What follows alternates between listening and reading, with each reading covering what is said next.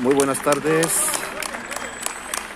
Hoy, como cada día, pues tenemos aquí a los de de Protección Civil, los vecinos de los balcones, como cada día, un orgullo de vecinos y de ciudadanía. Y los compañeros que salen ahora mismo a la puerta del hospital.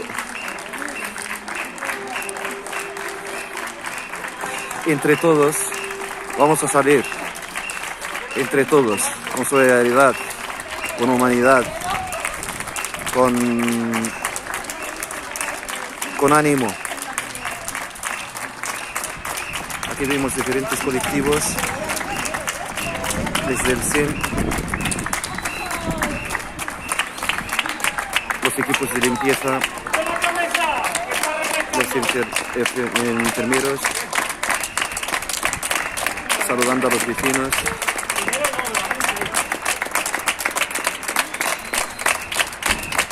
Un orgullo de equipo de limpieza.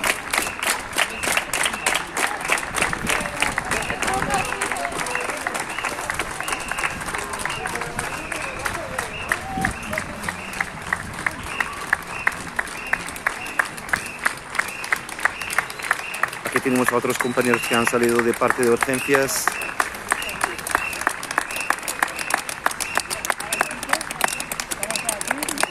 Saldremos de esta. Sí, ¿verdad, no? Saldremos de esta, inshallah. Muy bien, compañero. Aquí los tenemos cada uno.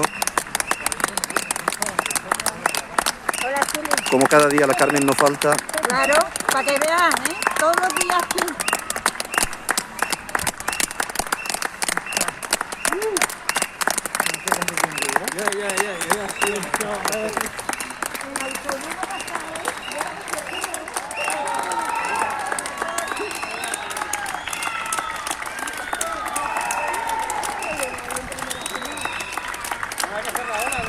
Hombre, claro. Venga, va. Venga. Venga, va.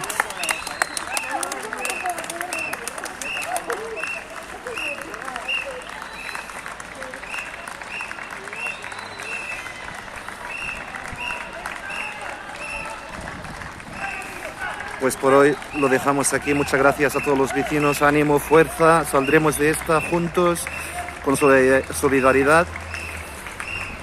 Muchas gracias a todos. Hasta otra vez. Y gracias.